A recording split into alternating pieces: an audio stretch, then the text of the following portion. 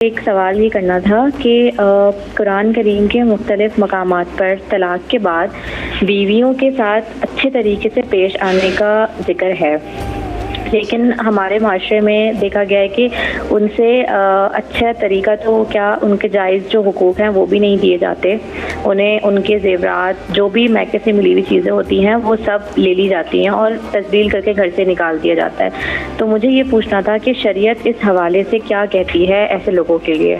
ایک بہت بڑا ٹاپک ہے، لیکن ڈاکٹر عمیر صاحب آپ سے شروع کرتے ہیں۔ بسم اللہ الرحمن الرحیم، بہت اہم عنوان ہے اور میں چاہوں گا کہ ہم قرآن مجید کی روشنی میں اس پر رسپانس کریں۔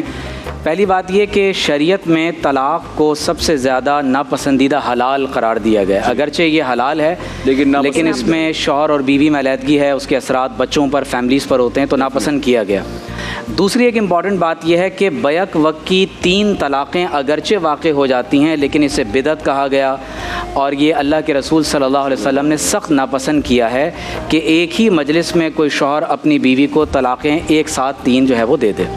دوسری امپورٹنٹ بات یہ ہے کہ ہمارے ہاں جب طلاق ہوتی ہے تو عمومی طور پر لڑائی جھگڑا، فساد، مار پیٹ اور اس طرح کے واقعات کے بعد جا کر علیحدگی ہوتی ہے، لیکن قرآن مجید میں اللہ تعالیٰ نے کچھ حقوق ہیں جو زوجین کے لیے طلاق کے بعد بھی ایک دوسرے پر عائد کیے ہیں۔ اچھا، آپ دیکھیے قرآن مجید میں خود اللہ تعالیٰ فرماتا ہے کہ الطلاق مرتان، طلاق 2 مرتبہ ہے۔ اب 2 مرتبہ طلاق دینے کے بعد حق کیا ہے؟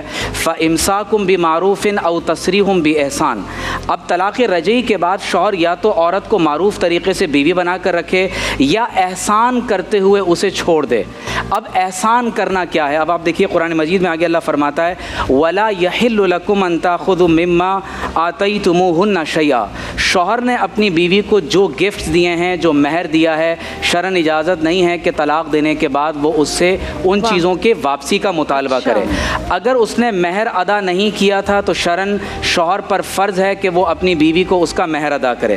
قرآن مجید میں ایک جگہ اللہ فرماتا ہے وَلَا تُمْسِكُوهُنَّ ضِرَارًا لِتَعْتَدُوا، فرمائے زبردستی اسے اپنے گھر میں نہ رکھو۔ اب طلاق ہو چکی ہے، زبردستی رکھنا چاہتے ہیں تاکہ مار پیٹ کریں، اسے نقصان پہنچائیں اور اسے ایزا دیں۔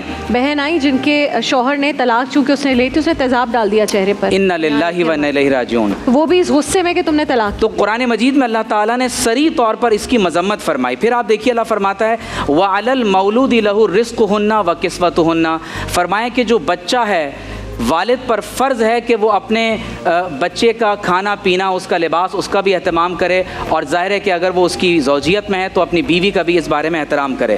لا تضار والدۃ بولدها ولا مولود له بولده۔ اب طلاق کے بعد کیا ہوتا ہے کہ بچے کو چھین لیا جاتا ہے۔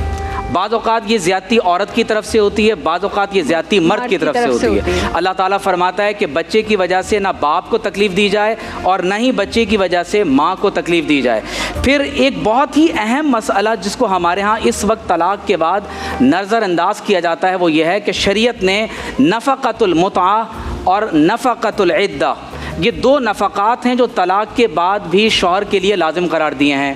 اب آپ غور کیجئے کہ اللہ فرماتا ہے وَلِلْمُطَلَّقَاتِ مَتَاعٌ بِالْمَعْرُوفِ حَقًّا عَلَى الْمُتَّقِينَ۔ ایک شوہر نے اپنی بیوی کو طلاق دے دی ہے تو طلاق دیتے وقت مار پیٹ کے بعد گھر سے نہیں نکالا جائے گا، بلکہ فرمایا اسے تحفہ دے کر، اسے جوڑا دے کر، اسے کچھ گفٹ دے کر آپ روانہ کیجئے۔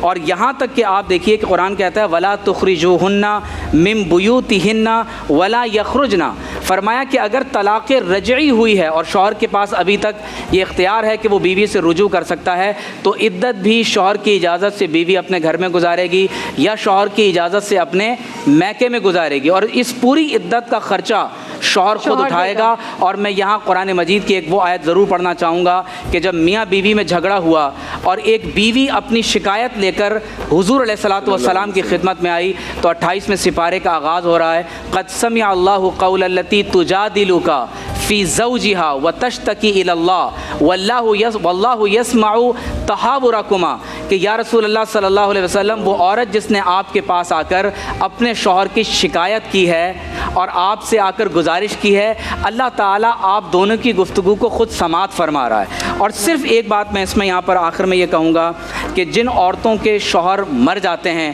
اللہ تعالیٰ نے فرمایا کہ انہیں چاہیے کہ وہ یہ نصیحت اور وصیت کر کے جائیں کہ میری بیوی کو 1 سال تک تو میرے گھر گھر سے مت نکالنا، اللہ۔ اس کا خرچہ، اس کی ذمہ داری اٹھانے کی ضرورت ہے۔ گویا کہ اگر آپ رائٹس اور رسپانسبلٹیز دونوں کو دیکھیں گے، آج دنیا میں صرف مطالبہ حقوق پر زیادہ زور ہے، جبکہ اسلام نے ایتائے حقوق یعنی حقوق کی ادائیگی پر زیادہ زور دیا ہے۔ تو میں سمجھتا ہوں کہ ان اعمال پر تمام لوگوں کو عمل کرنے کی ضرورت ہے۔ اچھا لیکن یہ 1 سال کے لیے جو ہے کوئی شوہر اگر یہ چاہے کہ میرے مرنے کے بعد میری بیوی اور بچے زندگی بھر میرے گھر میں رہیں تو اس میں تو کوئی کباب؟ دیکھیے یہ مراد یہ ہے کہ فرض کیجئے کہ ایک خاتون اپنے شوہر کے ماں باپ کے گھر میں ہے، جی یہ تو ایک الگ بات ہے کہ میراث میں حصہ ہے، نہیں، اگر جائیداد شوہر کے میں گھر میں حصہ ہے۔ رہتی ہیں، شوہر کا اپنا گھر ہے جی۔ اور شوہر کا انتقال ہو جاتا ہے اور وہی چاہتا ہے کہ میری بیوی اور بچے زندگی بھر جی یقینی طور پر وہ زندگی بھر وہاں رہ سکتے ہیں، لیکن اگر وہ گھر کسی اور کا ہے اور وہ چاہتے ہیں کہ نہیں اس کو یہاں سے اب نکال دیا جائے تو ظاہر ہے کہ پھر قرآن مجید میں کم از کم 1 سال تک اس وصیت اور نصیحت پر عمل کیا جائے۔